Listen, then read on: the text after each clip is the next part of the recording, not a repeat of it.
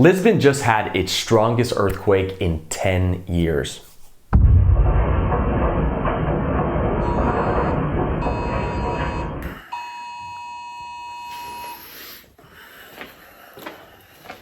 Okay, here we go. So at 5:11 a.m. this morning, I was woken up to my house shaking, my bed was shaking, and every dog in the neighborhood was barking. Now this is definitely the biggest earthquake that I felt while living here in Portugal. It was now registered as a 5.4, and I'm a native of West Coast of the United States, California and Nevada, where earthquakes are very common. But this is definitely the biggest one that I've felt here, and Facebook groups here in Portugal exploded with people posting about it just minutes after it happened. Now, for those of you that don't know, Portugal is a very seismically active region. The offshore region south of mainland Portugal is wedged between the Eurasian and Nubian plates, which are the cause of most earthquakes in Portugal. However, there are numerous faults beneath mainland Portugal that are also quite destructive. Back in the year 1755, Lisbon had a devastating earthquake that nearly flattened the entire city and was estimated to be a staggering 8.5 or higher on the Richter scale. The haunting thing is that on that day, it was All Hallows Day or All Saints Day, a Christian celebration to honor the saints of the church. But this is what made this day so devastating, as a majority of the people in Lisbon were inside of churches and many of the roofs collapsed and walls crumbled in.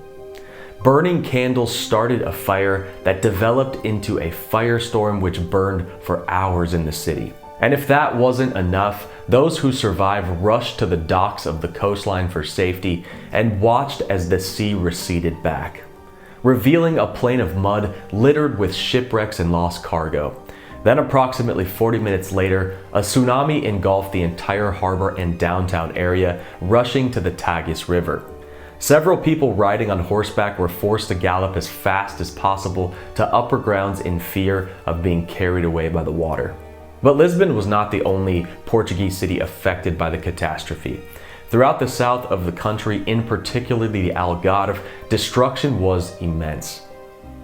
And it was felt all the way into Spain, where tsunamis swept the Andalusian coastline, damaging the city of Cadiz. And the island of Madeira Funchal also suffered significant damage. The quake was so strong that shocks from the earthquake were felt throughout Europe, as far as Finland and in North Africa. And according to some sources, even in Greenland and the Caribbean.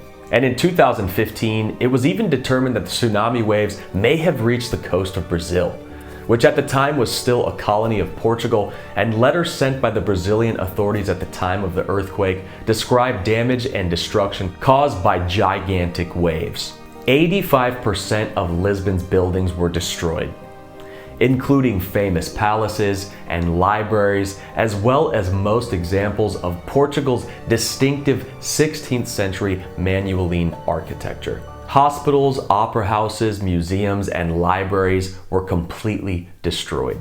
The royal archives disappeared altogether, with detailed historical records of explorations by Vasco da Gama and other early navigators.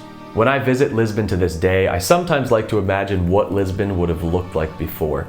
If the city hadn't been mostly destroyed, what would it look like today? Would Lisbon be a popular, historically ancient destination to visit as Rome or Athens? I guess we'll never know. The day after the catastrophe, one of the most controversial figures in Portuguese history was already outlining his ideas for the reconstruction of Lisbon. Marques do Pombal was the king's de facto chief minister alongside architect Eugenio dos Santos. Old medieval Lisbon was transformed into what we know today. One of Pombal's most famous quotes was, "What now? We bury the dead and heal the living." And within less than a year, Lisbon was already partially rebuilt. The new central area of Lisbon was designed by a group of architects specifically to resist subsequent earthquakes, employing a new construction method called caging, which consisted of wooden framework built in the early stages of construction, granting the building a better chance of withstanding an earthquake due to the inherent flexibility of the material. Pombal also ordered a pioneering survey that was sent to every parish, with several questions regarding the earthquake. Because this was the first to attempt an objective scientific description of the broad causes and consequences of an earthquake, he is regarded as a forerunner of modern seismological scientists. But the question is, will the Pombal cage system hold up today? Promisingly, Lisbon suffered its next massive earthquake in the year 1969, which was a magnitude 7.8. The resulting damage killed 13 people, 11 which were actually in Morocco and only 2 in Portugal. Damage to local buildings was considered moderate, and overall structures were prepared for the earthquake and responded well, sustaining slightly, if any, damage. So will another big one be coming in the near future, or will it be another 100 years away? That is a question in which none of us know the answer to. As someone who lived in California for a good portion of my life, earthquakes have always been fascinating to me, whether out of fear of understanding them or just being through so many. Hopefully everyone is safe here in Portugal, and let's hope that no bigger ones follow after. But in seismically active areas, it's definitely important to have a plan of attack, because it's always better to be prepared.